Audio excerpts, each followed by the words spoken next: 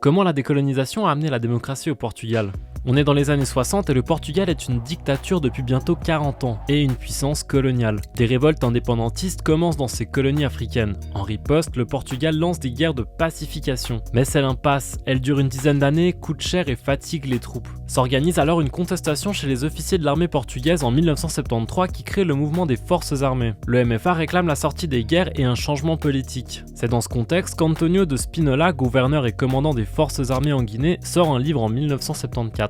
Il y prône la démocratie et une progressive autonomie des colonies. Ce livre fait l'effet d'une bombe au Portugal. Le MFA lance un coup d'État. Après une première tentative en mars, il prend le pouvoir le 25 avril presque sans faire de victimes. On appelle d'ailleurs ce jour la révolution des œillets grâce à une fleuriste de Lisbonne qui en distribue aux militaires du MFA. Les colonies deviennent pour la plupart indépendantes en 1975 suite au coup d'État. Et c'est en 1976 qu'est adoptée la constitution portugaise, toujours en vigueur 50 ans plus tard.